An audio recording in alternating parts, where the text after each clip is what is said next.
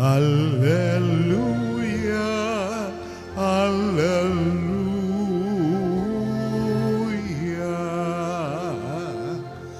Ang salitang mula sa Diyos kapag isinasalo ay mamumunga ng lubos. Alleluia, Alleluia.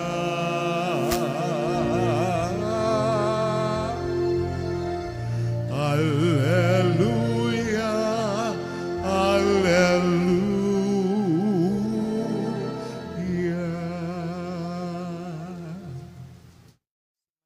Ang Panginoon.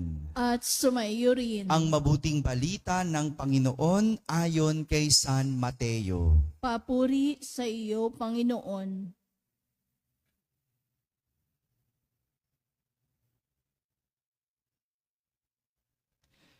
Noong panahong iyon, sinabi ni Jesus sa kanyang mga alagad, "Pakinggan nga ninyo ang kahulugan ng talinhagang tungkol sa manghahasik. Ang mga nakikinig ng salita tungkol sa paghahari ng Diyos, ngunit hindi nakauunawa nito, ay katulad ng mga binhing nahasik sa tabi ng daan. Dumarating ang masama at inaagaw ang nahasik sa kanilang puso. Inilalarawan ng binhing nahasik sa kabatuhan ang nakikinig ng salita at masayang tumatanggap nito kaagad. Ngunit hindi ito tumitimo sa puso nila, kaya't hindi sila nananatili. Pagdating ng kapighatian o pag-uusig dahil sa salita, agad silang nanlalamig. Inilalarawan naman ng naghasik sa dawagan ang nakikinig ng salita, ngunit naging abala sa mga bagay ukol sa mundong ito at naging maibigin sa mga kayamanan. Ano pat ang salita ay nawalan na ng puwang sa kanilang puso, kaya hindi makapamumunga. At inilalarawan ng naghasik sa matabang lupa ang mga nakikinig ng salita at nakakaunawa nito. Sila ay namumunga, may tig sa 100, tig 60, at may tig 30. Mga kapatid, ang mabuting balita ng Panginoon. Pinupuri ka namin, Panginoong Hesukristo. Umupo ang lahat at makinig sa homilya. Magandang umaga po sa inyong lahat. Magandang umaga rin sa mga nasa tahanan na nagsisimba via online. Kasama kayo sa aming banal na pagdiriwang dito sa ating parokya. Kapag lumago, hindi na hihinto. Kapag lumago, hindi na hihinto. Narinig nyo na ba ang mga salitang ito? Hello? Hindi pa? First time? Naging kilala ang mga salitang ito dahil kay Alex Ayala. Kilala nyo si Alex Ayala? Sino siya? Yan, yung tennis player. No, alam nyo ba? Narinig nyo na ba yung balita tungkol sa kanya? Yung bata na babae na Pilipina na sumisikat dahil sa tennis. Sabi niya, kapag lumago, hindi nahihinto. Naging kilala ang salitang ito dahil kay Alex Ayala. Pero mas naging totoo ang mga salitang ito dahil sa kanyang mga pagkapanalo. Mga kapatid, hindi ito malayo sa talinhaga na ating narinig mula kay Jesus sa araw na ito, ang talinhaga ng manghahasik. Sabihin nyo nga. Ulit, buuin mo naman, tamad naman, oh. Ulit. Yan. Ang talinhagang ito ay tumutukoy sa dalawang bagay. Una, tumutukoy sa pagtatanim. Pagtatanim. At tumutukoy sa pinagtataniman. Ano nga yung una? Pangalawa, iisa ang itinanim. Pero iba't iba ang paglago. Iisa ang tinanim, iba't iba ang paglago. Merong tinaniman pero madaling naagaw. Bakit? Dahil hindi bumaon. 'Di ba? Simple. Kapag nagtatanim, kailangan ibaon. Pag hindi yan ibinaon, hindi mag-uugat. Hindi tutubo. Kailangan ibaon. Meron din namang tinaniman, ngunit konting bagyo, konting pagsubok, hindi na tumubo. Ang bilis. Ang bilis nabubunot. Ang bilis nawawala. Pero meron namang mabilis tumubo, pero mabilis din namamatay.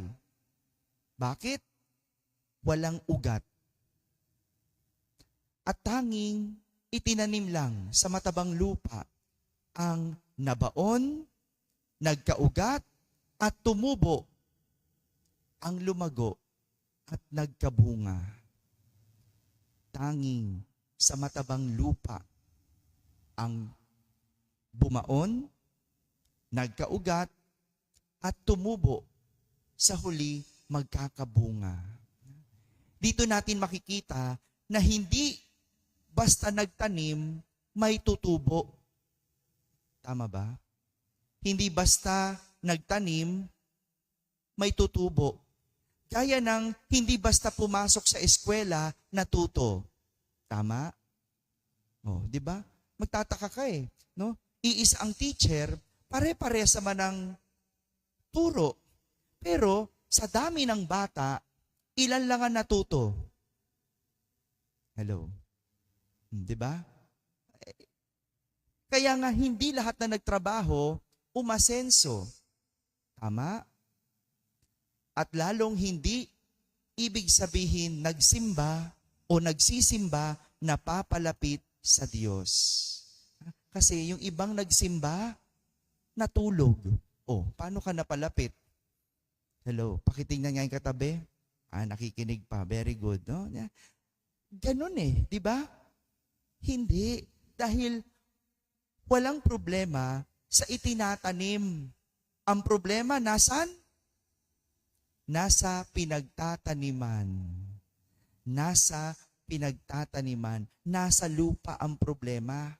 Kaya kahit anong pasok sa eskwela, kung ang estudyante ay hindi tinatanim sa isip at sa utak ang pinag-aralan, walang matututunan. Kahit anong pagtatrabaho, kung di natututo sa hirap ng buhay, hindi natututo sa paghahanap buhay, hindi aasenso. Di ba? Yung, alam mong ang hirap-hirap ng buhay, pero pag sweldo, ganun ka kung magwaldas. Hello? Yung pag sweldo, kain agad dyan sa mga street food na yan. Alam nyo ba, no, pagka kumain ka dyan, no, pag tinitingnan ko, no, misa pag naglalakad ako dyan sa may Esplanade, di ba? Ang daming street food, di ba? Pagkita mo, pag kinukwenta mo, kakainin mo. Inumin, 100. Di ba? Kakain ka ng Ilocos empanada, magkano?